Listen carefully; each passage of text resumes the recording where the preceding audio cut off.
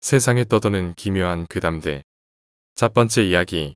오래전에 랜덤 채팅 괴담. 때는 2009년. 올해로 따지면 약 8년 전. 친구 A는 저와 함께 PC방에서 사는 죽돌이였습니다. 매일 친구랑 허구한 날에 PC방 가서 게임만 하고 지내던 도중 친구 A가 저보고 그러더군요. 야, 우리 같이 랜덤 채팅 그거 한번 해볼래? 저는 코웃음을 치면서 그냥 가볍게 무시했죠. 나 원참 아무리 여자가 좋다지만 랜덤 채팅은 아니지 하면서요. 계속 싫다고 거부를 하는 도중에 친구 A가 같이 맥주 조용히 마시면서 랜덤 채팅 한 번만 하자. 요새 그거 애들이 재밌다고 난리야. 이 난리를 치더군요. 하는 수 없이 친구 A 손에 이끌려 저는 친구 A의 집으로 가서 랜덤 채팅을 하게 되었습니다. 저는 그냥 조용히 앉아서 친구 A가 랜덤 채팅하는 걸 보면서 한심하다는 생각과 함께 지켜보고 있었습니다. 그런데 갑자기 친구 A가 자리를 뜨고 저보고 랜덤 채팅 여자 잡았다고 잠시 맡아달라는 겁니다. 짜증 가득한 얼굴로 앉아서 멀뚱히 보고 있는데 한 여자가 채팅으로 저보고 원나잇 이러더군요. 저는 속으로 개병신 새끼 이러면서 그냥 무시하고 채팅으로 니은 하나를 치고 친구 A가 와서 다시 랜덤 채팅을 이어나갔습니다. 그렇게 친구 A 혼자 열심히 랜덤 채팅을 하고 저는 집에 가서 조용히 쉬기도 있으니 잠을 청하는데 새벽 3시 친구 A에게 전화가 왔습니다. 왜라는 차가운 말투로 답하자 이상하게 전화 연결은 갔는데 아무 소리도 없고 그냥 휘잉 하는 바람 소리만 들리더군요. 야 이 새끼야, 사람을 새벽에 불렀으면 말을 해. 이러면서 짜증 반 졸림 반이 섞인 목소리로 말을 하자 친구놈이 벌벌 떨면서 말을 했습니다. 나 좀 살려줘. 뭔 개소리야 얜 또 이러면서 장난칠 거면 끊는다 하고 끊으려던 찰나 친구 A가 비명소리를 지르며 혼을 떨구는 소리가 들렸습니다. 진짜 뭔 일 난 거 아니야? 이런 생각에 그 녀석 집으로 후딱 달려갔는데 다시 전화가 걸려오더군요. 야, 올 때 맥주 하나 더. 라면서 말이죠. 어이가 없었죠. 아까 전까지만 해도 비명 지르고 별 발광하던 놈이 갑자기 웬 맥주? 이러면서 태연하게 그러니 저로선 황당했죠. 일단 맥주고 뭐고 중요한 건 맥주가 아니니 뛰어서 그 친구 A의 집에 도착했습니다. 그러자 친구 A가 약간 묘한 표정으로 왔어? 하며 저를 얘기를 했습니다. 저는 숨이 차서 헐떡거리며 야, 너 어떻게 된 거야? 아까 비명 지르고 멸질을 다 했잖아. 라고 말했습니다. 그러더니 친구 A가 씩 웃더니 내가 언제? 이라면서 저를 조용히 보더군요. 저는 그 순간 등골이 서늘하고 닭살이 돋더니 순간 아 이건 아니다라는 생각이 들었습니다. 그 친구 집에서 나와 근처 무당집으로 가서 무당에게 자초지종을 설명했습니다. 무당은 갑자기 화를 내더니 일단 그 집에 가보자면서 걸음을 재촉하시더군요. 친구 A의 집 앞에서 무당이 저에게 말을 건넸습니다. 보통 이런 일이 있으면 이런 무당보다는 벌벌 떨거나 그 애를 안 보려 하는 게 일반적인데 와 애를 찾아온 거야? 라고 무당이 말했습니다. 저는 평소 귀신을 믿는 편이기도 하고 요즘 인터넷에서는 빙의 이런 거를 많이 봐서 아무튼 저는 그런 걸 좀 믿는 편이라 무당부터 찾아가게 됐어요. 하고 의미 없는 얘기를 나누며 친구 A의 집 앞에 도착했습니다. 다 도착하고 친구 A의 문 앞에서 갑자기 무당이 부적을 쥐어주며 만약 걔가 너한테 달려들려고 하면 졸지 말고 부적을 명치에다 붙여. 기운이 싸한 게 보통은 아닌 것 같다. 집으로 먼저 들어가셨습니다. 저는 겁을 먹은 상태로 친구 A의 집으로 들어가자 아까와는 다른 공기의 집 그 공기가 집을 감싸고 도니 마치 폐가를 보는 듯한 느낌의 기운이 저의 몸을 감쌌습니다. 친구 A가 자기 방에서 슬쩍 나타나더니 뭐야 저 여자는 너 여자 싫어하잖아. 이라면서 아까와 같은 표정을 지으며 저에게 오더군요. 이 새끼가 네가 지금 어디라고 걔 몸 안에 있냐? 빨리 안 나와. 무당이 화를 내며 말을 했습니다. 그러자 친구 A는 혼자서 계속 웃더니 별 이상한 년을 데리고 왔어. 시발. 제 이름을 부름과 동시에 짜증을 내며 저를 죽일 기세로 오더군요. 제발 겁먹으면 안 된다라는 생각과 함께 부적을 친구 A의 명치에 붙였습니다. 그러자 친구 A가 몸을 바들바들 떨더니 끝까지 잔재주를 이게 새끼가 하며 별 욕을 다 하며 몸을 비틀더군요. 무당이 무슨 주문을 외우듯이 중얼중얼거리자 친구 A가 거품을 물며 경련이 일어났습니다. 무슨 영화 한 장면이나 공포물 한 장면이 나오듯이 그 행위를 30분간 반복하니 친구 A의 그 경련은 멈췄고 무당이 친구 방을 돌아보더니 참 인생 쓸데없이 별지랄을 하네. 왜 귀신 꼬일 일을 스스로 만드는 거야. 라고 화를 내더니 부적을 태우고 주문 비슷한 걸 중얼중얼거리더니 밖으로 나갔습니다. 무당이 저도 같이 나오라는 제스처와 함께 저도 나가고 무당한테 쟤 왜 저러는지를 물어봤습니다. 무당은 요새는 랜덤 채팅인지 랜덤톡인지 빙의를 당한 사람이 그런 걸 해서 멀쩡한 사람을 꼬드겨서 기에 허한 사람을 쫓아간다. 어린 놈의 새끼들이 겁대가리 없이 그런 걸 하는 거 보면 진짜로 불쌍하다. 이러며 긴 한숨을 내뱉었습니다. 약 3분 뒤 다시 무당이 지금이 새벽 5시 됐으니 그 귀신년도 네 친구 몽뚱이에서 나갔을 거다. 괜히 또 이상한 헛짓거리 하지 말고 얘 데리고 오늘 왔던 그 무당집 있지? 아침 8시에 그쪽으로 와. 이런 집까지 해서 온 귀신으로 봐서는 아마 또 올 거다. 하며 먼저 가셨습니다. 아침 8시 친구 A는 얼굴이 퀭한 상태에서 기운이 하나도 없었으며 말 그대로 폐인 수준의 모습이었습니다. 그 짧은 시간 안에 사람이 이렇게 될 수 있다니 이런 생각 저런 생각을 하며 그 친구를 데리고 무당집으로 갔습니다. 무당은 너 나가 있어. 이제 얘한테 다시 못 들어오게 할 테니까 어서 나가. 라고 말했습니다. 저는 불안함과 무서움 때문인지 물 한 병을 근처 편의점에서 사와 무당집에서 계속 제자리 걸음을 하며 기다렸습니다. 2시간이 지날 무렵 그 무당이 나오자 친구 A는 조용히 가자라는 말과 함께 터벅터벅 걸었습니다. 무당에게 감사하다고 말을 하고 친구 뒤를 따라가는 순간 무당이 너도 조심해라. 랜덤 채팅인지 랜덤톡인지 잘못하면 너도 훅 가는 거다. 하며 다시 무당집으로 들어갔습니다. 그 일이 있던 이후로 저와 친구 A는 랜덤 채팅과 비슷한 모든 것들은 일치하지 않고 랜덤 채팅 얘기만 나오면 아직도 벌벌 떱니다. 두 번째 이야기, 3가지의 행복과 하나의 불행. 자글자글한 주름, 여인 손, 축 처진 피부. 거울을 보며 얼마나 많은 세월이 자신의 얼굴에 자리 잡았는지 서글프게 바라보고 있었다. 엄마나 갔다 올게. 하지만 이런 울적한 마음도 딸의 목소리를 듣는 순간 한 번에 사라졌다. 가서 자라고. 긴장하지 마. 응. 자신 있으니까 걱정 마나 갈게. 환하게 웃는 딸을 보니 마음이 뿌듯하다. 비록 모진 세월을 보냈지만 저렇게 사랑스러운 딸을 얻었으니 그것으로 족하다. 하지만 남편을 사고로 잃고 힘든 세월을 보낸 뒤 그녀에게 걱정은 그림자처럼 따라다녔다. 잘 돼야 할 텐데. 그녀에게는 3명의 딸이 있다. 그녀들 모두 젊은 날의 자신처럼 아름다웠고 특히 웃을 때 더욱 아름답다. 그런 그녀들을 바라보는 게 삶의 낙인 그녀에게 간절한 소원이 있었다. 딸들의 꿈들이 이루어졌으면 하는 것이다. 첫째는 31살로 직장도 번듯하고 외모도 아름다운데 아무래도 남자복이 없어 보인다. 혼기가 됐음에도 이리도 무소식이니 알아서 잘하겠지라고 중얼거리며 스스로를 달래보지만 참견하고픈 마음을 감추기 참 어렵다. 둘째 딸은 몇 년째 사법고시를 준비 중이다. 남들은 비싼 학원비, 독서실비, 자취할 집 등 빵빵하게 지원해주는데 그렇게 해주지 못하는 자신의 사정이 가슴을 짓누른다. 알바의 공부를 병행하는 둘째 딸이 괜찮다며 환하게 웃는 게 그리도 위로가 되면서도 아프다. 막내는 3명의 딸 중 가장 밝은 아이다. 방금 막 인사를 하고 나간 막내는 자기가 회사를 채용하는 거라고 자신만만하게 큰소리치고 나갔다. 그런 막내를 떠올리니 피식피식 웃음이 나온다. 웃음을 찾은 그녀는 문득 막내딸이 돼지갈비찜을 좋아하는 모습이 떠올랐다. 그래, 저녁 메뉴는 돼지갈비찜으로 하자.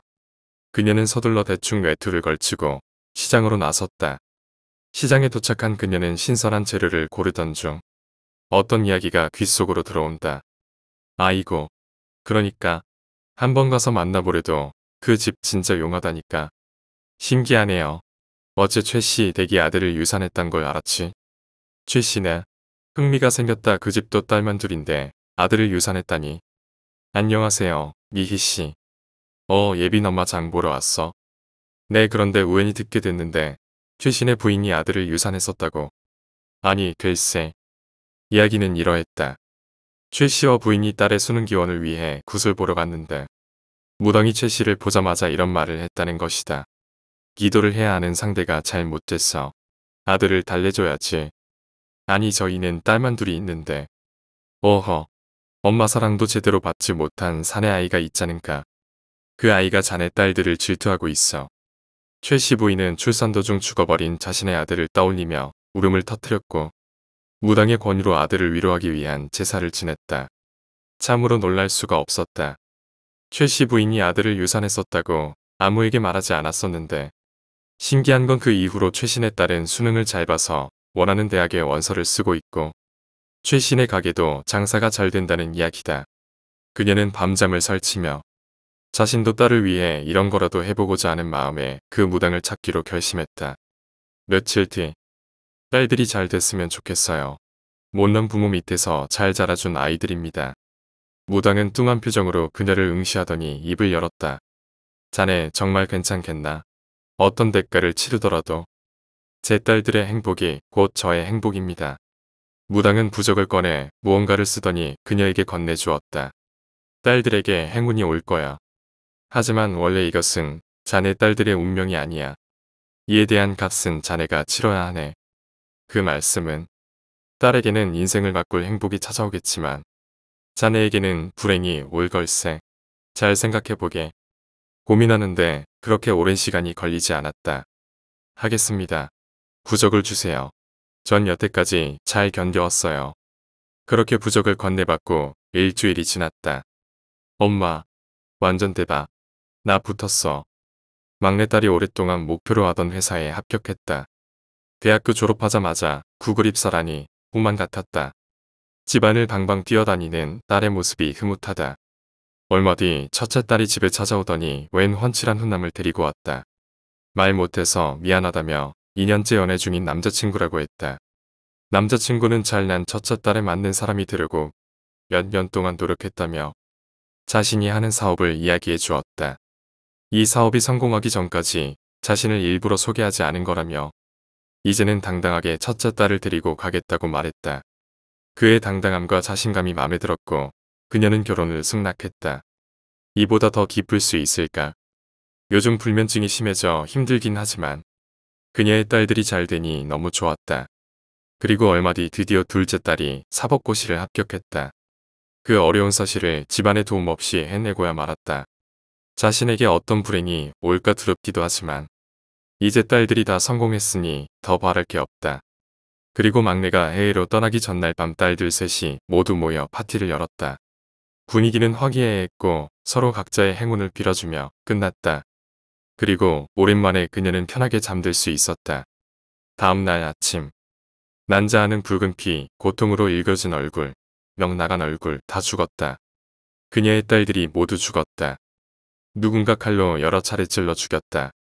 경찰이 수차례 말을 걸지만 아무것도 귀에 들어오지 않는다. 미친 듯이 눈물이 나오고 숨이 막혀오는데 문득 그 무당의 얼굴이 떠올랐다. 한 가지 불행이라며? 나에게 찾아오는 불행이라며? 한 가지라면서 왜 다 죽이는데? 자신의 방에 가서 부적을 갈갈이 찢어버리고 미친 듯이 무당집으로 달려갔다. 이 죽일 년, 사기꾼, 내 딸 내놔. 왜 그랬어? 하나라며. 나에게 오는 거라며. 이 부적 뭐야, 나한테 왜 그랬어? 무당은 땀을 뻘뻘 흘리며 연신 이런 줄 몰랐다고. 이제야 너의 불행이 뭔지 알았다고 미안하다고 중얼거렸다. 내 불행이 뭔데? 누가 내 딸을 죽인 거야? 한 가지 불행인데 왜 딸들이 다 죽어? 그러자 무당이 조용히 뭐라고 속삭였다. 경? 뭐라고? 묵유병. 자네에게 찾아온 불행일세. 세 번째 이야기. 기사상의 두부. 거실에서 가족끼리 치킨을 뜯으면서 TV를 보고 있었는데 몸 이식 프로그램에서 두부가 나왔습니다. 가마솥에 두부를 끓이는 것을 보며 어머님께서 저희 외갓집은 제사상에 두부를 내놓지 않는다고 하시더라고요. 두부구이를 제사상에 내놓는 것이 드물거나 유별난 일도 아니기 때문에 무언가 이유가 있는지 궁금했습니다. 옛날 다들 집에서 가마솥으로 밥을 하던 시절에는 두부도 집에서 해서 먹었다고 합니다. 과학 시간에 두부를 만들어 보신 분이라면 알겠지만 두부는 재료도 많이 들어가고 품이 많이 들어가기 때문에 일손이 모이는 명절날, 그것도 돈 좀 있는 양반집이나 먹었다고 합니다. 그날은 명절날, 새 며느리가 부엌에서 두부를 만들고 있었습니다. 두부는 제조 공정상 끓이면서 계속 저어주어야 하기 때문에 며느리는 가마솥에 불을 떼우고 땀을 뻘뻘 흘려가며 나무 주걱으로 갈아내서 걸러낸 콩물을 열심히 저었습니다. 이 며느리는 아들을 낳은 며느리였습니다. 그것도 집안의 첫 손주였습니다. 아이를 낳고 몸조리 기간 동안 쉬다가 손이 필요한 명절이라 무거운 몸을 이끌고 주방에 들어간 것입니다. 등에는 아직 젖먹이를 포대로 업은 상태였습니다. 가마솥을 실제로 써보신 분이라면 알겠지만 이게 굉장히 깊고 큰 데다 가마솥의 높이가 주방 일을 하기에 굉장히 비효율적인 높이입니다. 불은 앉아서 떼야 하고 솥안을 보려면 허리를 숙여야 하는 높이지요. 요즘 인테리어로 보면 인체공학에는 영광입니다. 돈 많은 양반집이니 식구도 많고 먹는 입이 많으니 먹는 양은 또 오죽하겠습니까? 게다가 옛날에는 한번 만들면 옆집에도 주고 그랬잖아요. 거기에 나라 관리가 된 양반은 백성들에게 항상 은덕을 베풀어야 하는 입장이라 양반이 한번 일을 벌이면 그 마을 사람들은 양반 나흘이나 먹는 귀한 음식을 먹을 기회가 생기는 것입니다. 대대로 무관에 급제하던 집안이었기 때문에 유서 깊은 지방 유지 집안의 며느리는 당연히 가마솥 가득 콩물을 끓였답니다. 군대에서 삽질했던 분들은 아마 아실 겁니다. 아니 삽질까지 갈 필요도 없나요? 고추장이나 된장을 담가보거나 취사병 일하시는 걸 보신 분들은 큰 솥에 쓰던 나무 주걱이 굉장히 크다는 걸 아실 겁니다. 산만큼 큰 나무 주걱을 온몸으로 젓다 보면 허리가 아프기 마련입니다. 거기에 가득 콩물을 담았으니 힘들기는 또 엄청 힘들겠죠. 출렁거리는 콩물을 젓다가 겨우 한숨 내쉬며 며느리는 콩물이 얼마나 끓었나 보려 몸을 좀 더 숙였습니다. 그리고 그 순간 등에 엎여있던 젖먹이가 가마솥 안에 풍덩 빠졌습니다. 펄펄 끓던 가마솥에 젖먹이가 통으로 빠졌으니 그 고통이 오죽했을까요? 채 둘도 지나지 못한 아이는 온몸이 익어서 죽어버렸습니다. 집안의 첫 손주였으니 그 슬픔은 더했습니다. 갑작스러운 갓난 손주의 죽음에 즐거워야 하는 명절은 비탄과 절망 속에서 보냈고 당시 집안어른이셨던 할아버지는 돌아가시기 전에 유언을 남기셨습니다. 나 죽고 나서는 제사상에 두부를 올리지 말거라. 저희 외갓집에서 오래전에 일어났던 실화라고 합니다. 그래서 아직까지도 저희 외갓집은 제사상에 두부가 올라오지 않는다고 하네요. 네 번째 이야기, 계무. 영진이라는 친한 친구가 있었습니다. 영진이는 초등생 때부터 아버지가 사다 준 부적을 가지고 다녔고 전 중학교 때 불심이 강하신 할머니께서 수업을 하며 노란 종이에 뭔가 적힌 걸 작은 유리병에 넣어 목에 걸고 다녔습니다. 목걸이 안 한 날엔 불호령이 떨어졌답니다. 목에 걸고 다니니 확인하기도 편하고 눈에도 잘 띄죠. 초등생 땐 영진이를 동자승이라고 놀리곤 했는데 하필이면 둘 다 삭발에 같은 반이 되어 이 요망한 것 어느 쪽이 진짜 부처더냐 하고 놀림을 깨받으며 자랐죠. 영진이는 발도 빠르고 피지컬이 좋아서 반드시 한 명 잡아 족치는 데 비해 내향적인 저는 그냥 웃고 넘어가니 자비로운 걸 보니 이제 내가 부처다. 시발 영진이의 별명은 파괴승이다. 라고 했습니다. 그러다 어영부영 우리도 군대 갈 날도 다 돼가고 고향에서부터 친구인 놈이라 그놈 집에를 갔는데 현관이 열려있더라고요. 문 앞으로 다가가니 과일 조각이나 고기 등 주변령에게 바치는 공물을 보는 순간 오늘 진이 할머니 기일이었지 하고 떠올랐습니다. 진이 가족 여행도 따라갈 정도로 망역직이지만 장례식도 아닌 제삿날에 끼는 것은 아니다 싶어 돌아서는 순간 증민이냐? 왔으면 들어오지. 왜 거꾸로 나가? 우리 엄마가 너 잡아가냐? 라고 아버님이 그러시더군요. 할머니들도 불심이 깊은 편이고 같은 절에 다니고 시장에서 장사하던 시절에도 서로 남은 거 바꿔오고 할 정도로 영진이 할머니께서 절 다른 친구에 비해 특별히 아끼셨거든요. 아저씨 그게 아니라 다른 사람 제사상에 숟가락 올리는 거 아니라고 해서 진이랑은 내일 얘기하면 돼요. 아이고야 자식 새끼 키워봐야 소용없다. 우리 엄마가 언제부터 너랑 남이야. 들어와 안 들어오면 우리 엄마가 엄청 서운해할 거다. 넉살 좋으신 아버님 손에 이끌려가니 영진이 계모 되시는 분과 영진이 동생 몇 분, 다른 친척은 일이 바쁘거나 기독교라 불참했다고 합니다. 영진이를 찾아 헤매는 내 동공을 알아차리셨는지 계모분께서 진이는 닭주 사러 갔다고 해서 전이나 집어먹으면서 아버님이랑 종종 한 잔씩 하고 있었어요. 소담하긴 하지만 아주 잘 차려놓은 제 사상을 보니 계모님도 살아있을 땐 할머니와 그렇게 사이가 안 좋더니 다 잊으셨나 보네. 다행이다 하는데 제 눈가에 뭔가가 확 잡혔습니다. 뭔가 착오가 생겼나 하는 마음에 어머니 그 음상은 혼자 차리셨어요? 이때 영진이가 생탁나발을 불며 10여 병의 생탁을 들고 와서 대충 인사하다가 다시 질문하니 그럼 진이 아빠가 차렸겠냐? 진이가 차렸겠냐? 내가 차렸지. 늦었는데 안 가봐도 되나? 이때부터 어머님 눈빛이 절 경계하는 듯 했어요. 그래서 넌지시 아버님에게 여기 가족은 다 교회나 성당은 안 다니나 봅니다. 언제 성당 구경 오세요. 멋있는 곳 알아요. 대구에 있는 곳인데. 라고 말했습니다. 됐다. 우리는 할머니부터 나 마누라지니까지 싹 다 불교니까. 이때 심장이 엄청 쿵쾅거리고 혈압이 차오르더라고요. 이번 제사가 세 번째일 텐데 항상 이렇게 차려요? 할머니가 복숭아를 좋아하셨나? 상에 복숭아가 있네요. 아니 마누라가 하도 제철이라 맛나다고 사서 올렸지. 왜 그러는데? 정말 말 꺼내면 어떤 결과가 나올지. 그렇다고 말씀 안 드리자니. 할머님이 항상 해주던 음식이나 추억도 생각나고 개인적인 분노와 배신감에 한참 말이 없으니 영진이와 아버님이 무슨 일이냐고 계속 묻길래 복숭아는 영험해서 성인들이 즐겨 먹고 손오공이 힘을 얻는 과정 중에도 복숭아가 있어요. 또 한참 생각하다가 거의 속삭이듯이 불심자인 어머님께서 모르실 리도 없을 텐데 기가 너무 강해서 귀신을 내쫓는 용도로도 많이 사용되는 복숭아 같은 과일은 제 사상에 얼리면 안 되잖아요. 제 사상 주인도 먹으러 오지를 못하니까요. 이러니까 영진이는 장난인 줄 알고 오엄마 준비해야겠다 이러고 계모는 땀 흘리고 있고 아버님께서는 퍼뜩 떠오르셨는지 벌떡 일어나서 상 뒤집어 엎고 어머니 어머니 이러시길래 일단 전 돌아가겠다고 괜히 제가 한 소리에 소란이 일어난 건 아닌가 하네요. 라고 하니 아버님께서는 고맙다고 나중에 밥이나 한번 하자고 했습니다. 그날은 대충 해결됐는데 어느 날 영진이가 매우 활기찬 얼굴로 PC방에 찾아왔어요.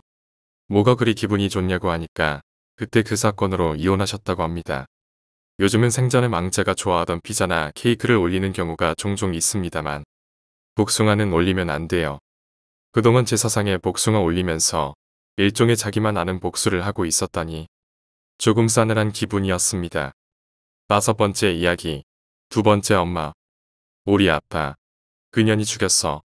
조금은 당황스러운 하진의 말에 유정의 시선은 갈 곳을 몰라 허둥댔다. 아무리 새엄마라지만 아까는 하진이 네가 좀 심했어. 생각 없이 내뱉은 입 바른 소리. 그놈의 입이 방정이었다. 버스는 어느덧 도심을 벗어나 한적한 교회로 접어들었건만 동갑내기 친구인 하진과 유정. 두 사람 사이에는 어색한 침묵만이 흘렀다. 괜히 문자 얘기를 해가지고 입술을 꾹 다문 채 유정은 뒤늦게 후회해보지만 이미 엎질러진 물이었다. 머쓱해진 분위기가 풀어지려면 시간이 필요했다. 5시간 전에 모 패스트푸드점.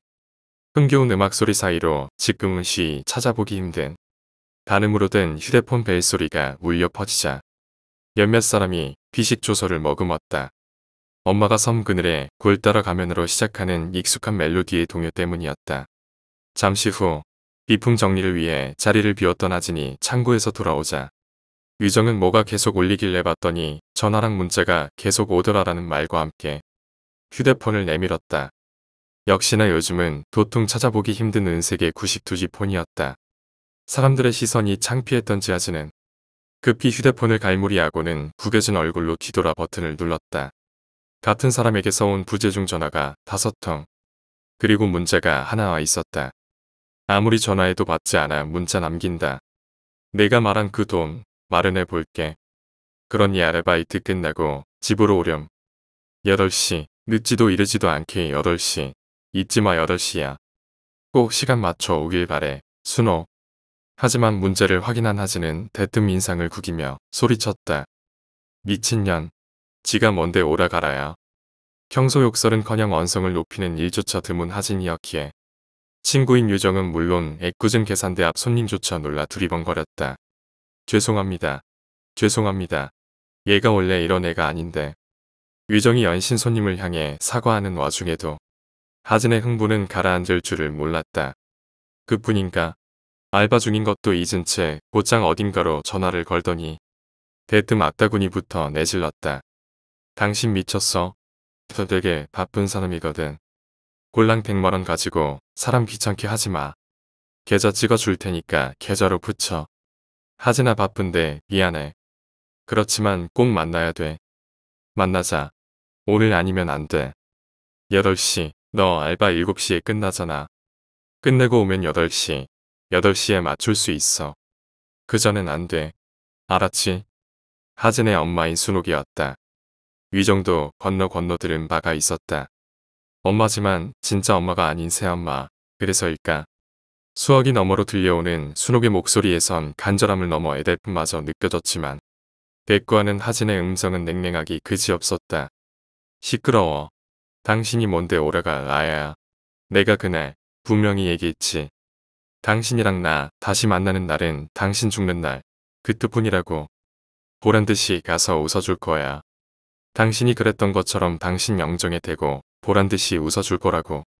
하진의 독히 서린 음성이 울려 퍼지자 모두가 놀라 입을 다물었다. 유정도 샌드위치를 주문하려던 손님도 들려오는 것은 오직 수화기 너머의 목소리. 즉 순옥뿐이었다. 하진아. 안 그래도 지금 내가 많이 아파. 그러니까 8시까지 집에 꼭 와줘. 내가 너 좋아하는 식혜도. 매몰찬 거절에도 순옥은 집으로 와달라는 말만을 거듭 반복했다. 그러자 끝내 격분한 하진이 수화기를 향해 소리쳤다. 수작 부리지 마. 당신이 만든 식혜를 내가 왜 먹어. 그러니까 그깟 돈 몇 푼 주는 걸로 유세 떨지 말고 통장으로 붙여. 아니면 그럼 되겠네. 당신 죽어버려. 그럼 내가 갈게. 됐어? 끔찍했다. 그야말로 끔찍한 폭언이었다. 그럼에도 수화기 너머의 순옥은 화를 내기는커녕 아무런 대꾸도 하지 못했다. 그저 끄끄대는 목구멍 안쪽에 서러움만이 간간히 새어나올 뿐이었다. 하진아. 그만해. 오죽했으면 곁에서 듣던 친구 유정이 나서 만류할 정도였다. 그럼에도 순옥은 꿋꿋했다. 떨리는 음성으로 같은 말을 반복했다. 그래도 8시야. 오면 돈을 줄게. 잊지 마 8시야. 더 일러도 더 늦어도 안 돼. 그게 안 가. 안 간다고. 몇 발을 말해야 돼. 안 가. 이 미친년아. 통화는 그걸로 끝이었다. 하진이 벼랑간 휴대폰을 내동댕이 쳤기 때문이었다. 미친년 누가 엄마야. 하진이 얼굴을 감싸쥔 채 주저앉았다. 순옥의 마지막 말 때문이었다. 잊지 마 8시야. 더 일러도 더 늦어도 안 돼. 그게 엄마로서 내 마지막 부탁이다. 5년 전 급히 마련된 빈소원 몇몇의 사람들이 모여 수군대고 있었다. 뭐예요? 저 여자 미친 거 아니에요? 그러게 내 말이. 자기 남편 빈소에서 처 웃는 년은 내 생전 처음 봤다. 거참 망측스럽게. 사람들의 시선은 온통 상주이자 피투성이의 환자복을 입고 실성한 듯 웃는 순옥을 향해 있었다. 갑작스러운 교통사고로 죽은 영정사진 속 그녀의 남편. 즉 하진의 아버지도 활짝 웃고 있었건만 죽은 이와 달리 산자의 웃음은 타인을 설득하기 어려웠다. 비록 그것이 기구한 제 인생과 기어이 찾아온 끈질긴 불행에 대한 허탈감 때문일지라도 말이다. 하지만 인간은 늘 쉽고 얄팍하며 또 자극적이어서 본인이 이해하기 쉬운 상황을 믿게 마련이다. 그들이 그랬다. 어허. 몰랐어. 저거 원래 미친년이여. 예. 그건 또 뭔 말이요? 조울증인가? 심기인가? 원래부터 정신병 있던 여자라 안 합니까? 하진 아비도 그렇지 어디서 재혼상들하고 데려와도 졌단 것. 어이구. 어쩐지 정신병 있는 년이었구먼. 하이구 무서워라. 그래서 자기 서방 잡아먹고 저 웃고 있구먼.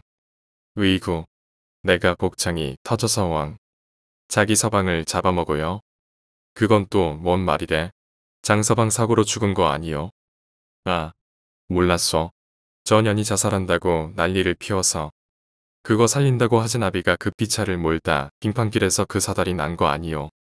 저 승사자는 뭐 하나 몰라? 죽겠다는 년은 따로 있는데 저건 안 데려가고 왜 애구춤. 하진아 언제 왔냐? 들었냐? 어린 것이 이를 어쩐다냐? 어린 하진의 눈이 이글거렸다. 실성한 듯 웃고 있는 새엄마 수록과 그녀에 대해 수군거리는 사람들, 그리고 사진 속에서 활짝 웃고 있는 아버지의 얼굴. 모든 것이 하진에겐 견디기 힘든 현실이었다. 3년 전의 가을, 노랗게 변한 은행나무들이 창가를 가득 채운 그런 날이었다. 그날 하진의 방도 거실도 집 전체가 온통 노랗게 물들었다. 안 돼요. 이건 우리 아빠 집이에요. 저 여자 집이 아니라고요. 어린 하진의 아우성이 울려 퍼졌지만 소용없었다. 법원에서 나온 사람들은 무심한 표정으로 원액잎을 닮은 노란 딱지를 여기저기에 붙여댔다. 압류물품. 순옥 탓이었다. 회원들을 모으면 그 둘이 넷을 모으고 그 넷이 다시 배가 되는 유망한 사업이라고 했다. 조울증과 싸우느라 세상을 잘 몰랐던 순옥은 그것이 흔히 말하는 다단계임을 몰랐다. 하지만 진실을 깨달았을 때는 이미 남편의 사망보험금과 담보로 잡힌 집이 넘어간 뒤였다. 울지 마. 당신이 왜 울어? 이 집은 우리 아빠 집이고 당신이 날린 돈도 당신 돈이 아니라 우리 아빠 목숨값이야. 근데 아무 상관없는 당신이 왜 울어? 꼴 보기 싫으니까 울지 마. 차라리 웃어. 그날처럼 차라리 웃으라고. 그날로 하진은 집을 나왔다. 처음엔 친구들의 집을 전전했지만 다행히 한 복지단체의 도움으로 거처를 마련했다. 예전과 다른 환경에도 하진은 악착같이 적응해 나갔다. 나 때문이야. 내가 대학 얘기만 안 했어도 쉼없이 달리는 버스 앞 먼저 침묵을 깨트린 쪽은 친구인 유정이었다. 그녀의 잦아들어가는 목소리에는 진심 어린 자책이 묻어났다. 하진이 말했다. 아니야. 내가 미안해. 그 여자 일로 화낸 거. 절대 내가 미워서 그런 게 아니야. 그리고 대학. 내가 아니어도 갔을 거야. 우리 딸 언제 대학생이 되나 그거 우리 아버지 입버릇이었거든. 그랬구나. 근데 이 말 들으니까 갑자기 나도 화난다. 그러게. 미안. 내가 말이 너무 심했지? 아니 너 말고 대통령 말이야. 갑자기 대통령은 왜? 반갑 등록금이니 뭐니. 말이나 안 했으면 믿지나 않지. 확 탄핵이나 당해버려라. 그러게 이게 다 대통령 때문이다. 반갑 등록금 그것만 해줬어도 내가 몇 년째 안 끊고 살던 그 미친년한테 연락할 일도 없었을 텐데. 하진의 마음이 조금은 풀렸다 싶었을까? 유정은 문득 무언가 떠올랐는지 주섬주섬 가방을 뒤지다 캔 음료 2개를 꺼내어 내밀었다. 흔히 볼 수 있는 노란색의 캔 식혜였다. 뭐야? 뭐긴 뭐야? 식혜지. 아까 점장님이 일 끝나고 가려는데 설이라 몇 박스 주문했다면서 너랑 먹으라고 2개 챙겨주더라. 뭐 해 안 먹고? 나 식혜 딱 질색이에. 왜? 맛있는데? 몰라. 그냥 그 밥알이 떠다니는 느낌이 싫어. 괜히 설거지통에 들어있는 밥풀 생각나고. 얘는 하여튼 까칠해요. 그래서 그럼 내가 2개 다 마시지 뭐. 네 맘대로 하세요. 두 사람이 티격태격하는 사이 어느새 버스는 언덕진 비탈길을 넘고 행여나 목적지를 놓칠까 정류장 도착을 알리는 안내 방송이 흘러나왔다. 다 왔나 보다. 저길걸. 위정이 배를 누르며 말했다. 경기도 외곽. 그 중에서도 한참을 들어가서야 도착한 후미진 곳. 위정은 물론 하진에게도 생소한 곳이었다. 일단 내리긴 내렸는데 어째 동네 분위기가 좀 으슥하다. 그렇지. 꼭 멀어도 나올 것 같아. 이상한 소리마. 순옥을 만날 생각에 벌써부터 침울한 하진 때문인지 유정은 부쩍 말이 많아졌다. 하진은 이상한 소리를 한다 핀잔을 주었지만 땅거미같이 일 무렵의 마을은 유정의 말대로 그 한 사람과 더불어 짙게 낀 안개 탓에 뭐라 표현할 수 없는 오싹함이 느껴졌다. 집은 생각보다 많은데 왜 이렇게 사람이 안 보이냐? 그러게. 유정의 말에 하진이 주위를 둘러보았다. 낡은 빌라가 서너 채, 그 주위로 띄엄띄엄 떨어진 집들이 10여 채. 거기에 도로가엔 불 켜진 식당이나 가게들도 대여섯은 좋게 있었지만 행인은 이상하니 많지 보이지 않았다. 알 수 없는 불안감이 두 사람을 사로잡았다. 하지만 하진은 망설임 없이 유정의 손을 잡아 끌었다. 마주보는 것조차 끔찍한 순옥과의 셈을 서둘러 마무리하고픈 것이 첫 번째. 그리고 순옥이 거듭 강조한 약속시간 8시가 코앞에 다가왔음이 그 두 번째 이유였다. 저기네. 사랑빌라. 응. 나동 302호라고 했지? 맞아. 빨리 가자 유정아. 그래. 안 그래도 여기 너무 으슥하고 별로다. 그리고 뭐? 아까부터 누가 자꾸 우리 쳐다보는 것 같아서 기분 나빠. 기분 탓이겠지. 시간 다 됐어. 빨리 가자.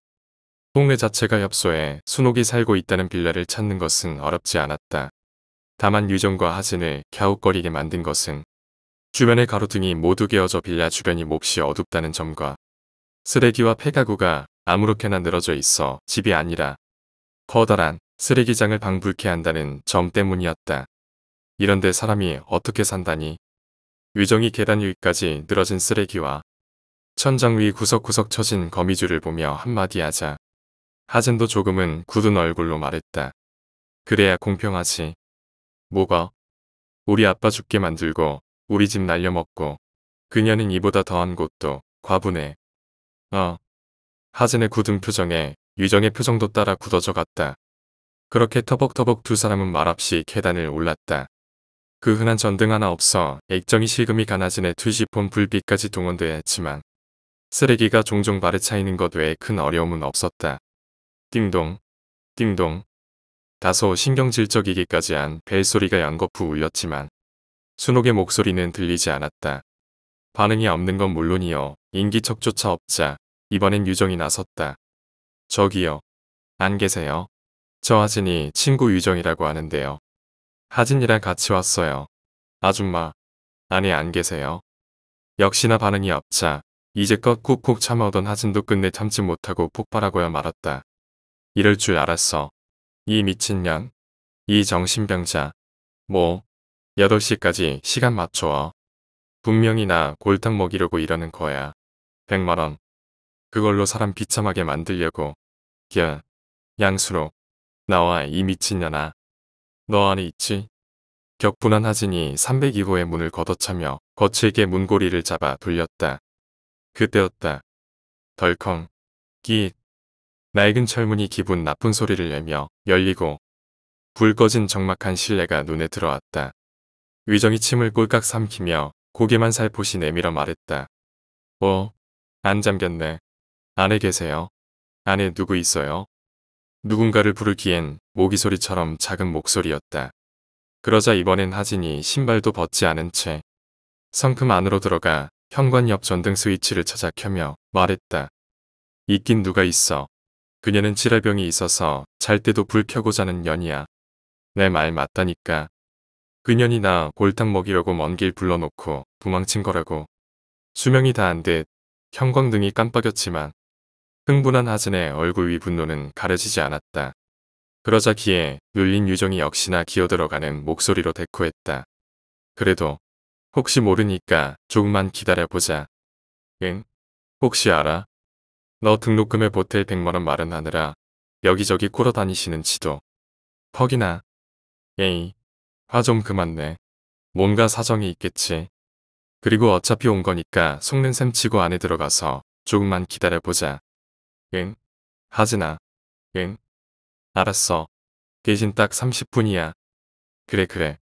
유정의 손에 이끌려 마지못해 들어왔지만 막상 안으로 들어오자 내내 차갑기만 하던 하진의 눈시울이 대뜸 붉어졌다. 벽에 걸린 가족 사진 탓이었다. 저거 분명히 압류당했었는데. 아빠. 사진 속 아버지는 환하게 웃고 있었다.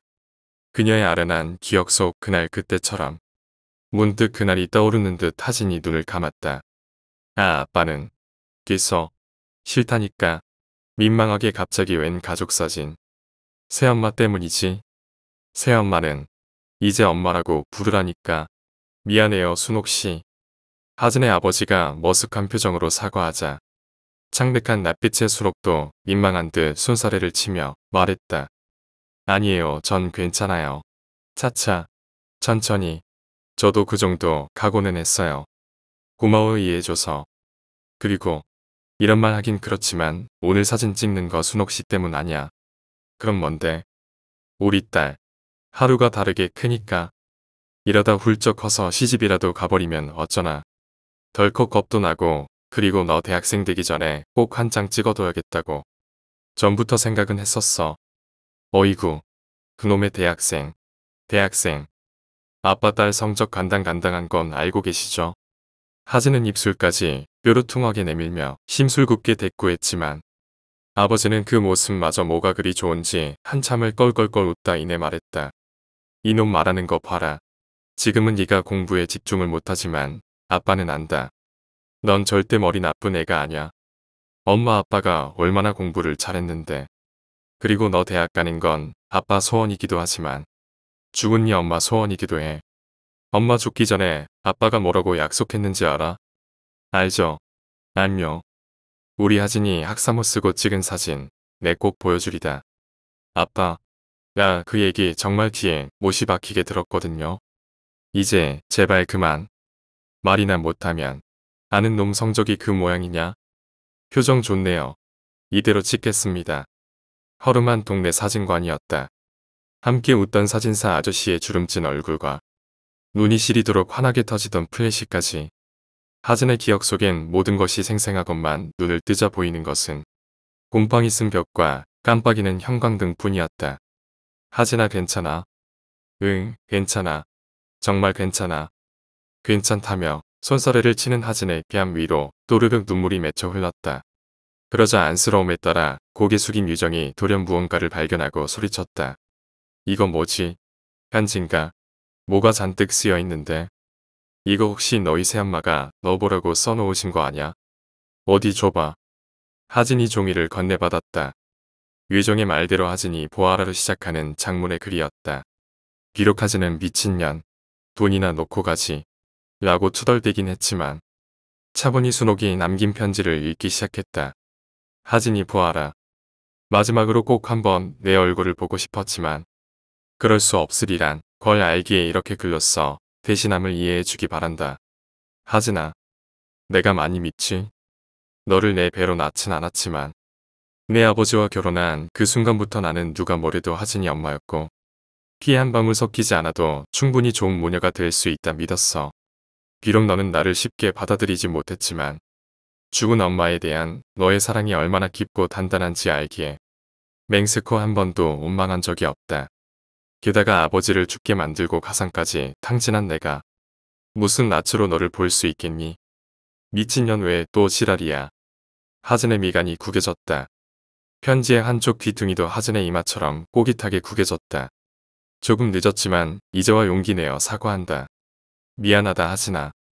그때 나는 너무 아팠어. 내 아버지의 사랑과 관심에 많이 주어졌지만 부담스러운 약값에 약을 줄이자 조울증이란 악마는 또다시 나타났단다. 그늘도 그랬어. 정신을 차렸을 때의 난 나를 난도질하고 있었지. 내 아버지, 그 착한 사람이 얼마나 놀랬게. 피투성이가 된 나를 안고 부랴부랴 병원으로 향했어. 그래, 그게 내가 기억하는 전부야. 잠시 정신을 잃었다. 깨어나자 사람들이 말하더구나. 내 아버지가 죽었다고. 나 때문이라고. 그때 내가 받은 충격은 이루어 말할 수가 없어. 정말 미안하다. 좀 더 건강했어야 하는데 그러지 못했던 내가 나도 너무나 원망스럽고 미안하다.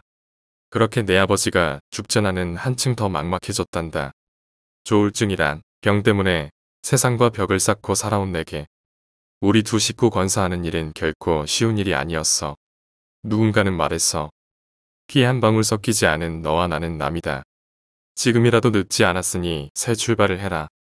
그 사람이 죽고 나를 미워하는 너를 보며 힘든 시기도 있었지만 맹스코 나는 한 번도 그런 생각을 해본 적이 없다. 난 분명히 약속했으니까. 영원히 당신의 아내 그리고 하진이의 엄마로 살아가겠노라고 말이야. 어쩌라고. 나보고 어쩌라고. 편지를 읽는 하진의 어깨가 조금씩 들썩이고 있었다. 누군가는 내 곁에 남은 나를 보며 보험금 때문이란 얼토당토하는 말을 했지만 그건 사실이 아니야. 여자는 약하지만 엄마는 강하다는 말. 아마 그래서였나봐. 아빠 없이 홀로 된 너를 보살펴야 한다는 책임감에 오랫동안 나를 괴롭히던 조울증마저 호전됐을 정도니까. 너로 인해 엄마는 의사 선생님도 놀랄 만큼 건강을 되찾았어. 하지만 그게 독이 될 줄 누가 알았겠니. 병마와 싸우느라 세상과 벽을 쌓고 살던 내게 세상은 너무나 무서운 곳이었다. 죽은 내 아버지의 소원대로 대학생이 돼 널 위해 좋은 것만 해주고 싶었던 내 욕심이 끝내 너와 나를 갈라놓을 줄 어찌 알았겠니. 다단계. 그래 나를 욕하렴. 이 미련하고 목매한 엄마를 욕하렴. 그래서 내 분이 풀린다면 1000번이고 10,000번이고 그렇게 하른다. 엄마는 정말 멍청했어. 하지만 그 모든 것이 너를 위함이었단다. 그것 하나만 알아준다면 엄마는 그걸로 좋게 무일푼으로 널 떠나보내고 나 역시 쫓겨난 한바집과 식당을 전전하며 죽고 싶은 날도 많았지만 그때마다 나를 붙잡아준 건 다름 아닌 너였단다. 비록 얼마 안 되는 돈이지만 일당을 받고 월급을 받으면 너를 위해 내 대학 등록금을 마련하기 위해 길을 쓰고 모았다. 내 한 달 중 가장 기쁜 날이 내 이름으로 된 통장에 입금하는 날이었다면 이해하겠니? 하진아. 내 딸 하진아. 마지막으로 한 번 더 내게 미안함을 전한다. 비록 내 죄는 어떠한 벌로도 용서받을 수 없겠지만 내 비참한 최후가 내게 조금이나마 위로가 되었으면 하는 마음에 고백한다. 얼마 전이었다. 내 아버지를 그렇게 보내고 아버지의 목숨값이나 다름없는 보험금과 내게 있어 친모와의 추억, 그 전부가 담겨있는 집까지 날려버린 못난 이 엄마가 어떻게 행복하게 살아갈 수 있겠니? 하늘도 결국 벌을 주시더라. 어느 날 빈혈로 쓰러져 온 나에게 의사가 묻더구나. 전부터 속이 뒤집어지고 소화가 안 돼 미식거리지 않았냐고. 칼로 찌르듯 훅훅 아프진 않았냐고. 왜 이 지경이 될 때까지 참았냐고. 위암 3기. 그게 이제 많은 엄마가 받은 벌이더라. 2년 왜 이런데니. 웃기지도 않는다. 그렇지. 말도 안 돼.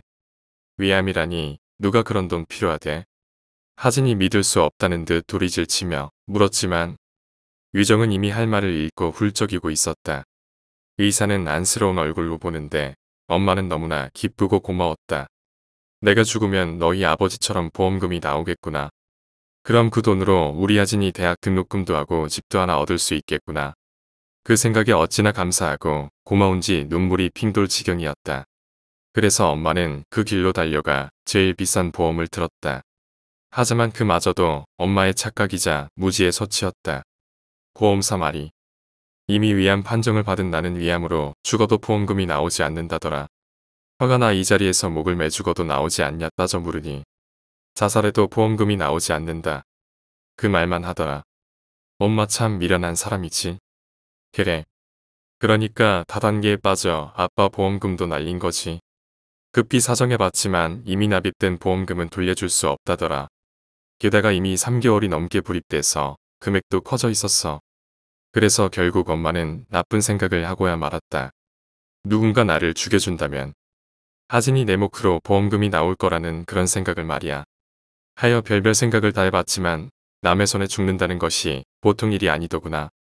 죄 없는 사람을 범죄자로 만드는 것도 죄스러운 일인데다. 차에 뛰어들려도 요즘은 블랙박스란 게 생겨서 죄다 증거가 남는다고 하더라. 그래서 끝내 내게 사죄하고 포기하려던 찰나 죽은 내 아버지가 도왔을까. 엄마는 놀라운 사실을 목격하고 말았다. 얼마 전까지 신문지상을 떠들썩하게 만든 그 흉악무도한 연쇄 살인범이 옆집에 살고 있었다는 사실을 말이야. 우연한 기회였어. 전기라도 아끼잔 생각에 평소 불도 잘 켜지 않자. 놈은 나란 존재를 잊은 거지. 늦은 새벽 놈이 끌고 나간 커다란 여행용 캐리어. 난 거기서 붉게 물든 핏자국과 열린 틈 사이로 삐져나온 사람의 머리를 봤어. 마네킹이라 하기엔 너무 잔인하게 토막난 사람의 머리를 말이야. 놈이 시체를 버리려 집을 비운 사이 엄마는 놈의 집에 들어갔어. 역시나 집안은 피비린 내가 진동하더구나. 그제야 문득 수개월 전 우연히 본 놈의 집 수도계 향기가 떠올랐어. 남자 혼자는 집 치고는 물을 너무 많이 쓰길래 집이 낡아 계량기가 고장이 난 줄 알았는데 놈의 집 욕조엔 물 대신 붉은 피가 가득 채워져 있었어. 그래 사람을 토막 내다 쏟아진 내장 같은 부산물과 함께 말이야. 그때 엄마는 결심했다. 어차피 죽을 목숨 보험금을 타기 위해 내가 아닌 타인에게 죽어야 한다면 놈에게 죽겠다고 말이야. 하 시발 보험은 뭐고 연쇄살인마는 또 뭐야. 말도 안 돼. 유정아, 이거 거짓말이지. 그렇지. 이건 너무 말도 안 되잖아. 그렇지. 하진아, 나 갑자기 너무 무서워. 그래, 놈에게 죽으면 보험금이 나온다. 엄마는 오직 그 생각만으로 놈에게 접근하기 시작했어. 그리고 알게 된 놀라운 사실은 놈에겐 이미 무려 1억 원의 현상금이 걸려 있었다는 거야. 나는 미칠 듯이 기뻤다. 내 딸 하진이를 위해 보험금과 현상금 1억을 줄 수 있다니. 먼저 간 그 애가 얼마나 기뻐할까. 어서 빨리 그 일을 찾아가 자랑할 생각에 잠도 오지 않았다.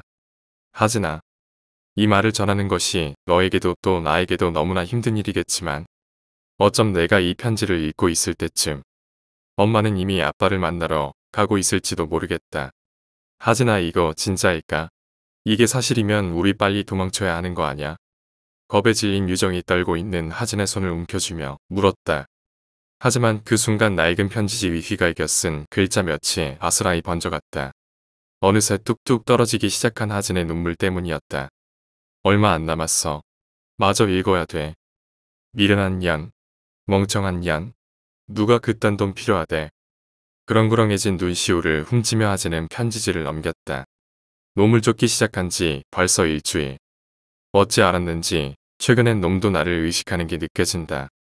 대낮에 불속 배를 누르고 찾아와 비린내가 나지 않냐 되묻는 것부터 일을 마치고 돌아오는 골목길 어귀에서 나를 노려보는 모습하며 나는 조금씩 내 목을 조여오는 놈의 손길을 느낀다. 내게 너무 이르지도 늦지도 않은 8시에 와주길 간절히 소망한 이유도 그래서다. 혹은 내가 놈과 마주치지는 않을까? 나는 그것이 두려웠다. 혹 이 편지가 내게 제대로 전해진다면 반드시 신고하여 이 세상에 더 이상 그 흉악한 놈의 손에 죽임을 당하는 이가 없도록 애써주길 바란다. 엄마의 보험금 3억은 내게 저지른 죄의 대가이고 그 못된 놈의 현상금 1억은 나 이후에 생겼을지 모를 피해자들을 구한 내 실천의 대가다. 사양하지 말고 부디 어긋나버린 내 미래를 위해 옳게 써주기 바란다. 엄마는 이제 곧 이 세상을 떠나겠지만 약소 하나만 너를 위해 남길 수 있는 것이 있다는 생각에 조금도 슬프지 않다. 도리어 마지막까지 하진이 너의 엄마로 죽을 수 있다는 사실이 행복할 뿐이다. 하진아, 하진아, 사랑하는 내 딸아. 그동안 엄마 많이 미워했지? 친엄마도 아니고 조울증을 가진 이상한 여자를 엄마로 둔 내 고통 내 어찌 다 알겠냐마는 부디 다음 세상에서라도 꼭 건강하고 밝은 사람으로 다시 태어나. 그땐 꼭 우리 하진이의 좋은 엄마가 되어보고 싶구나. 누구보다 부덕한 엄마지만 엄마에겐 죽기 전에 꼭 이루고 싶었던 마지막 소망이 있다. 마지막으로 내 얼굴 한 번만 보고 미치도록 듣고 싶었던 그 말. 엄마, 이제 더는 보고 들을 수 없지만 꼭 내 마음이 조금은 편해진다면 내 무덤가에서라도 한번 해주면 안 되겠니? 사랑한다. 하진아, 미안해. 엄마가 너무 미안해. PS 내게 따뜻한 밥 한 끼 제대로 해준 적이 없던 것이 기억나. 밥 대신 먼 길 오느라 고생한 내가 목이라도 축였으면 하는 마음에 평소 내가 좋아하던 식혜를 만들어 두었다. 정성을 다해 만든 것이니 한 모금이라도 꼭 먹어주기 바란다. 너의 두 번째이자 마지막 엄마 순옥.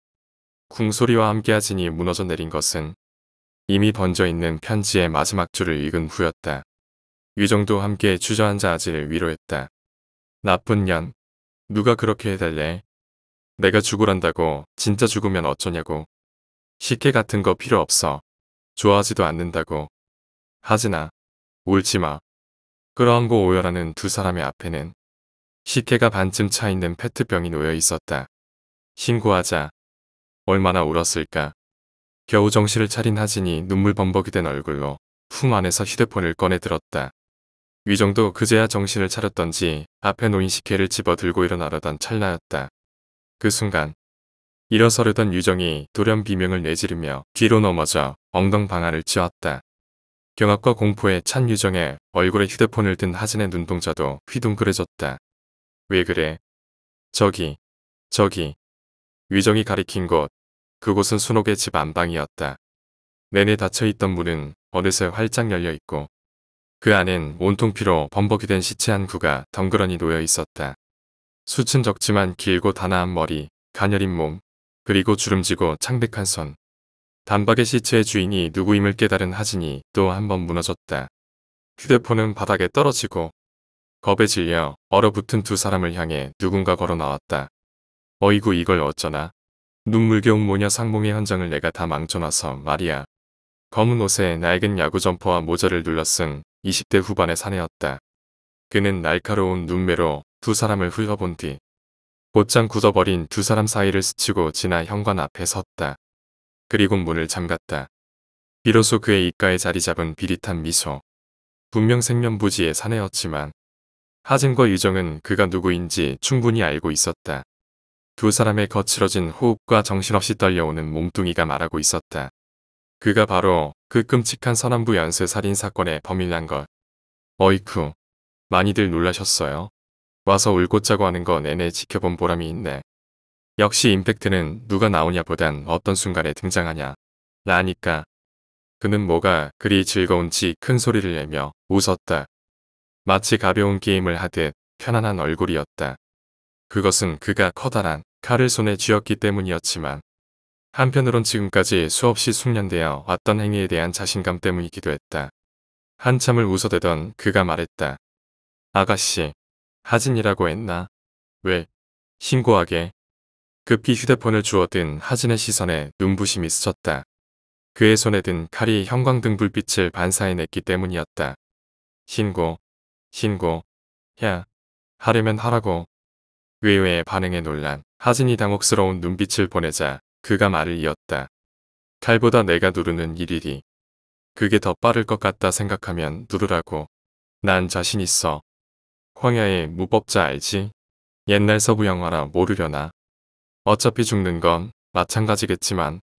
말을 마침과 동시에 그의 칼이 하진을 향해 날아들자 놀란 위정이 얼굴을 감싸 쥐었다. 외마디 신음을 내지르며 질끈 눈을 감는 하진. 하지만 칼은 그녀의 얼굴이 아닌 턱 밑에서 멈춰 섰다. 쫄기는 히히. 걱정 마. 바로 안 죽일 거니까. 그거 알아? 진짜는 죽이는 순간이 아니라 죽기 직전 바들바들 떨면서 공포에 질린 이들을 보는 거야. 운 좋은 줄 알아. 저 여자. 그러니까 너희 엄마가 아주 작정을 하고 돼지실 생각이라서 내가 오늘 재미를 못 봤거든. 울지도 않고 살려달라 애원도 안 하고 눈 꼭 감고 기도만 하대. 이건 뭐 재미가 있어야지. 미친년. 눈 밑에 칼끝을 박아서 도려내는데도 이를 악물고 참대. 하 진짜. 황당해서 원. 개새끼. 하진이 눈을 뜨며 외쳤다. 뭐? 못 들었는데 다시 한번 말해줄래? 개새끼. 아니 너는 개만도 못한 새끼야. 그러자 그는 어처구니가 없다는 듯 칼을 거두며 한참을 깔깔대고 웃더니 이내 말했다. 하아. 시발. 그 엄마의 그 딸이다. 아이고 효녀 나셨어요. 흐냐. 내가 편지 다 봤는데 딱 보니까 너도 샹년이 드만. 북인객인 아니에요. 어떻게 너도 내 엄마처럼 누나를 도려내 줄까? 아니면 내 코. 그래 코 좋다. 이번 기회에 두 구멍을 하나로 합쳐줄게. 어때 마음에 들어? 난 돈도 안 받아. 그가 내뱉는 한마디 한마디가 섬뜩하게 파고들었다. 억지로 참고 있지만 겁에 질려 혼절하지 않는 것이 신기할 정도였다. 원래 이건 뭐야? 아니나 다를까. 그는 돌연 유정에게로 다가가더니 발끝으로 툭툭 걷어차기 시작했다. 시발 재미없게. 이 년은 벌써 기절했네. 아 이럼 재미없는데 쯧. 그의 장난기 어린 발길질에도 유정은 꼼짝도 하지 않았다. 이상할 것이 없는 상황이었다. 스릴러 영화가 아닌 현실에서 연쇄살인마를 만난다는 것. 그리고 그가 눈앞에서 칼을 들고 위협하고 있다는 것. 그것은 평범한 여대생이 감내하기엔 너무 큰 두려움이자 공포였다. 그는 기절한 유정을 잠시 실망스러운 표정으로 바라보다 이내 유정의 곁에 놓인 페트병을 들어 식혜를 그녀의 얼굴에 쏟아부으며 말했다. 이제부터 시작인데 벌써 이러면 재미없잖아. 야 일어나. 일어나라고. 참. 편지 보니까 너 식혜 좋아한다면서. 나도 좋아하는데. 나는 벌써 좀 마셨어. 너희 엄마 작살내고 나니까 목이 너무 마르더라고. 비록 이식해 너는 못 먹게 됐지만 대신에 내 친구가 이렇게 얼굴로 마셨으니까 그냥 그걸로 퉁 치자 알았지? 야, 이 시발년아 일어나라고. 그가 버럭 호통을 치며 배를 걷어차자 기절했던 유정이 고통에 신음하며 깨어나 몸부림쳤다. 그럴수록 점점 더 미소가 번지는 살인마의 얼굴. 그러자 눈을 뜨자마자 악몽보다 더한 현실의 공포를 마주한 유정이 본능적으로 비명을 내지르기 시작했다. 시발 닥쳐. 닥치라고. 아직 시작도 안 했는데 초치지 마라. 유정의 비명은 오래가지 못했다. 놈이 유정의 상의를 끌어당겨 입에 쑤셔 넣었기 때문이었다. 그 사이 하진의 손은 휴대폰 위에서 고민하고 있었다. 이미 눌린 일이라는 숫자와 아직 남은 일과 그리고 통화 버튼. 그것뿐이라면 지금 당장이라도 눌러버리면 그만이었다. 하지만 지금의 믿을 수 없는 상황과 위치를 설명해야 한다는 감당하기 힘든 숙제가 그녀의 손을 추적해 만들었다. 냉철한 이성의 판단도 본능적인 감정의 판단도 모두 최악의 상황만을 떠올렸다. 어쩌면 그것이야말로 살인마가 두 사람을 조롱하며 내보인 자신감의 원천인지도 몰랐다. 그때였다. 문자 왔어요. 난데없는 휴대폰 속 목소리에 놀란 하진이 휴대폰을 떨어뜨리자 살인마가 칼을 쥔 손목을 베베 돌리며 말했다. 왜? 신고하려니까 겁나? 그 전에 죽을까봐. 아니, 그게 아니라 겁이 난 하진이 손사래를 치며 물러서자 이번엔 살인마가 바닥에 떨어진 휴대폰을 주워 하진의 손에 쥐어주며 말했다. 뭐해? 문자 왔다잖아. 확인해야지. 죽기 직전에 온 마지막 문자. 두구두구. 짜잔. 누굴까? 남자친구. 아니요 올 사람이 없는데. 뭐해? 확인 안 하고. 이거 봐 친구도 궁금해하잖아. 응? 어느새 유정의 곁으로 간 그는 날카로운 칼날을 유정의 뺨에 가져다 대며 말했다. 외마디 신음과 함께 꼭 감은 유정의 두 눈에선 연신 눈물이 쏟아져 내렸다. 절망과 두려움이 뒤섞인 참담한 눈물이었다. 그리고 휴대폰을 연 하진이 말했다. 아줌마. 순간 당혹스러운 눈빛과 함께 하진의 고개가 휴대폰과 안방 구석, 붉게 물든 순옥의 시체를 번갈아 확인한다. 분명 순옥은 살인마의 손에 처참하게 도륙되어 쓰러져 있건만 휴대폰 화면에는 순옥을 뜻하는 미친년이란 이름과 나지금 번호가 표시되어 있었다. 말도 안 돼. 아줌마는 죽었는데 어떻게 문자를. 순옥의 편지, 죽음, 그리고 갑작스레 나타난 살인마. 이제까지의 일들만으로도 모든 것이 혼란스러운 하진이었다. 그런데 거기에 죽은 순옥의 문자까지 발송되자 하진의 머릿속은 하얗게 새어버리고 말았다. 꿈이라면 모를까? 하진의 상식으론 절대 불가능한 일이었다. 믿을 수 없는 상황의 연속으로 멍해진 하진이 주저하자 살인마가 다가와 하진의 휴대폰을 넌지시 훔쳐보며 말했다. 뭐야? 아무리 새엄마라도 넌 너네 엄마를 미친년이라고 저장하냐? 아 이거 완전 미친년이네. 좋아. 마음에 들어. 딱 내 스타일이야. 그래. 죽은 전현이 뭐라지? 하진이 말했다. 노래를 부르래요. 뭐? 노래? 이거 뭐냐가 쌍으로 또라이구만. 쌍또라이. 너네 진짜 버라이어티하다. 어미는 죽고 싶어 안달이고 딸려는지 어미 죽은 자리에서 노래라. 재밌네. 어디 한번 불러봐. 갑자기 나도 듣고 싶다. 하진아. 딱 한 번만 날 믿고. 섬지박이 어릴 적 내가 즐겨 부르던 그 노래를 불러다오. 그게 널 구할 거야. 제발 부탁이야 한 번만. 미친년. 이해할 수 없었다. 이유조차 알 수 없었다. 어릴 적 자신이 즐겨 부르던 그 노래 섬지박이가 어떻게 자신을 구할 수 있는지 하진의 머리론 도무지 납득되지 않았다. 하지만 그것은 죽은 순옥의 부탁이자 하진이 할 수 있는 마지막 몸부림이었다. 엄마가 섬 그늘에. 하. 이 미친 놈년. 구르라 진짜 부르네. 아 재밌어. 굴 따라가면 아기가 혼자 남아. 졸지 말고 열심히 불러. 그게 니들 장송곡이 될 테니까. 그나저나 이 노래 자장가 같은 거라 그런가 갑자기 좀 피곤하네. 집을 보다가 그때였다. 혼자 해죽해죽 웃어대던 살인마가 돌연정색하며 칼을 들고 일어섰다. 어느새 창밖 가득 깔린 겨울의 어둠 탓일까. 그의 얼굴엔 피곤한 기색이 역력했다. 그만해. 내가 오늘 무리를 좀 해서 그런지 피곤하다. 재미도 이쯤 봤음 됐고 이제 슬슬 끝내야지 안 그래? 그는 연신 찢어져라 하품을 하면서도 하진을 향해 걸음을 옮겼다. 한 걸음, 또 한 걸음. 그에 반해 하진은 도망칠 생각도 못한 채 두 눈을 꼭 감고 순옥의 마지막 부탁인 노래를 불렀다.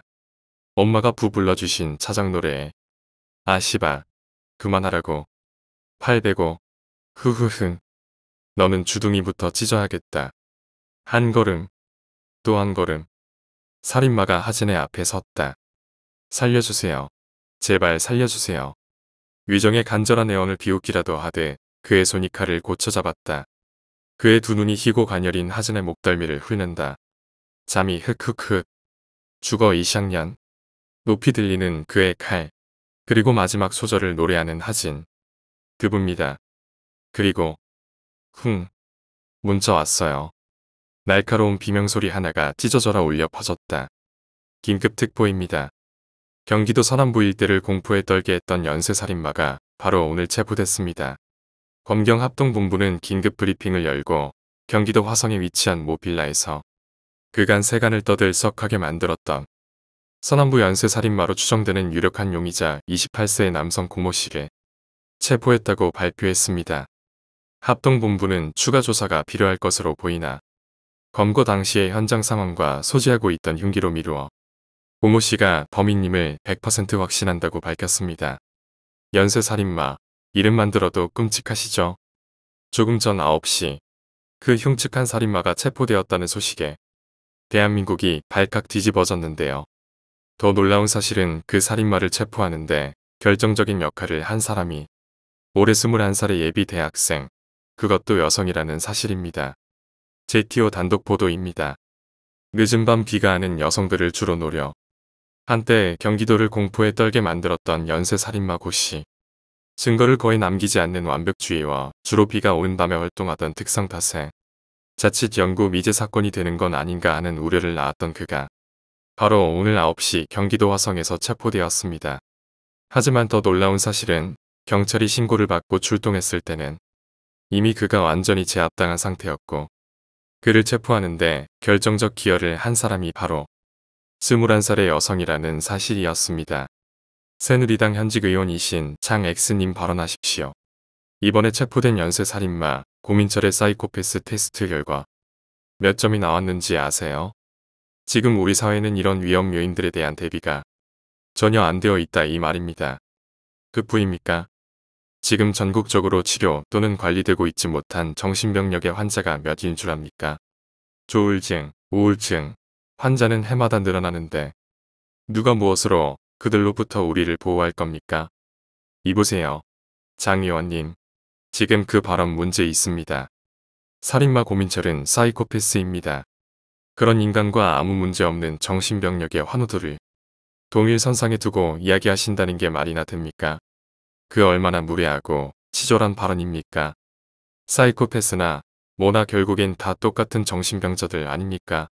국민들이 모두 두려워하고 있어요. 정신병자들이 우울대는 세상이란 말입니다. 닥치세요. 그게 무슨 말도 안 되는 얘기입니까?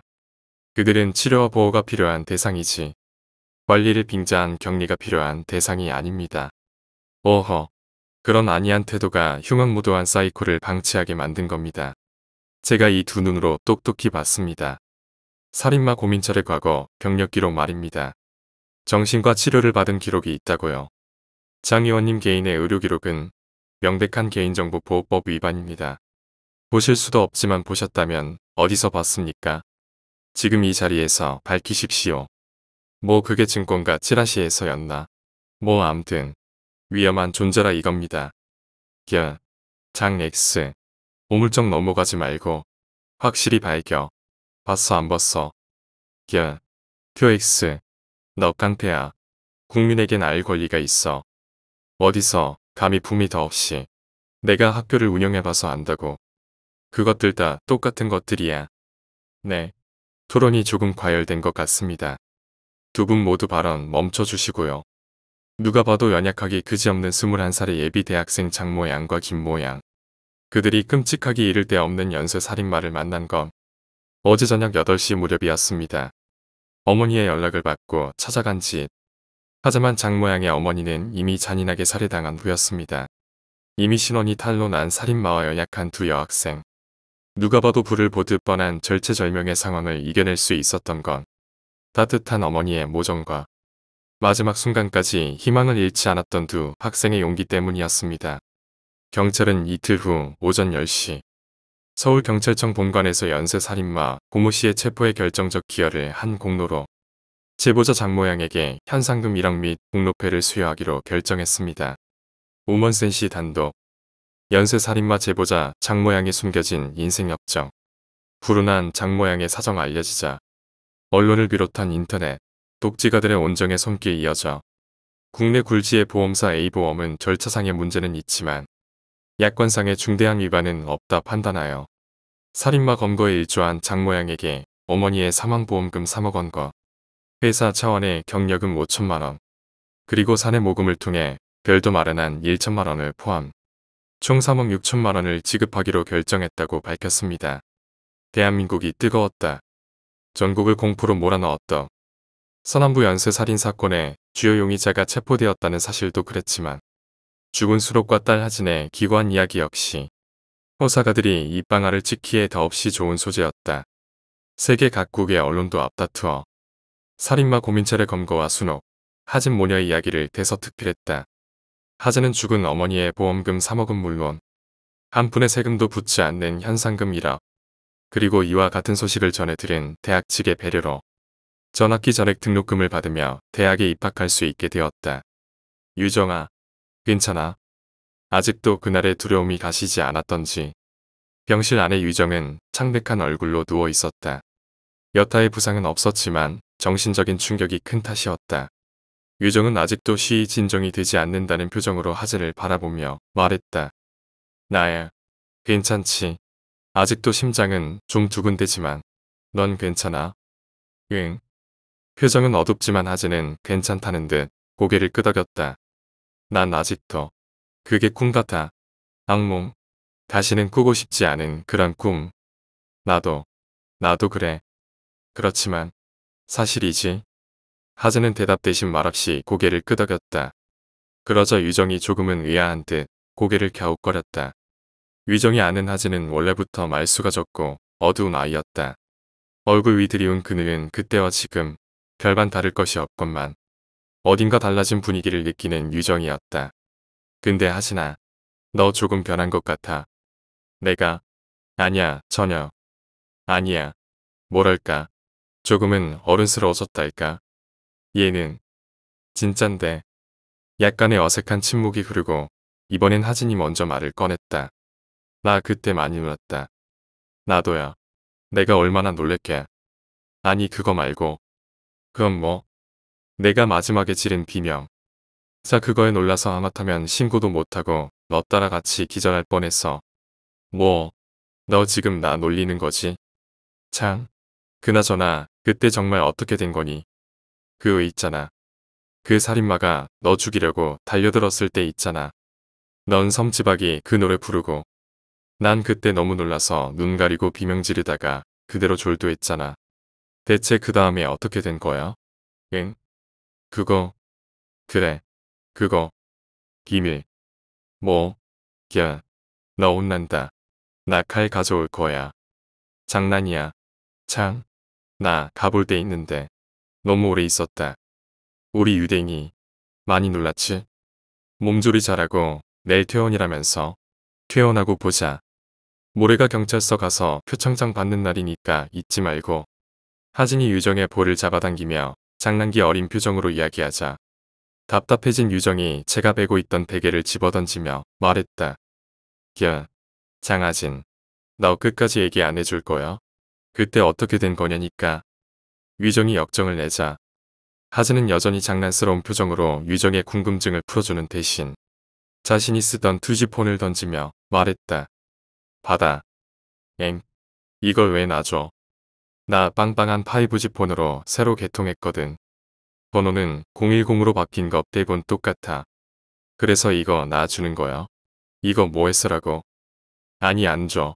그럼 이걸 왜 줬는데? 거기에 네가 궁금해하는 게 있을 거야. 읽어보고 내일 돌려줘. 나 그럼 간다. 내일 퇴원할 때 봐. 겨. 장하진. 겨. 여기 뭐가 있다는 거야? 병실에 홀로 남은 유정이 어리둥절한 표정으로 하진이 던져놓은 구형 휴대폰을 집어들었다.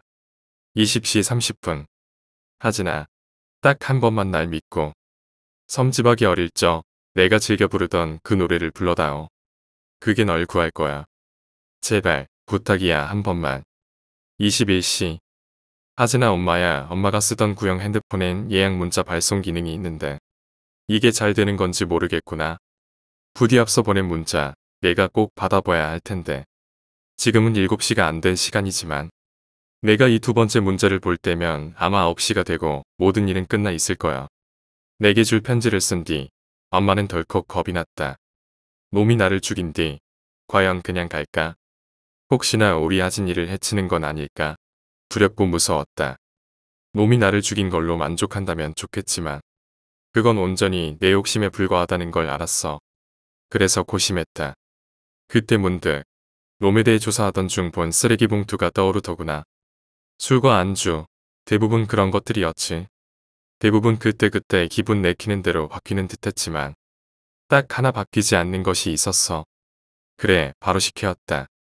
놈은 하고 많은 음료수 중 유독 식혜를 좋아하는 것 같더구나. 유독 식혜를 좋아하지 않는 하진이 너와는 달리 말이야. 너도 알겠지만 엄마는 조울증 때문에 생긴 심한 불면증 때문에 예전부터 종종 수면제를 처방받아 사용해왔어.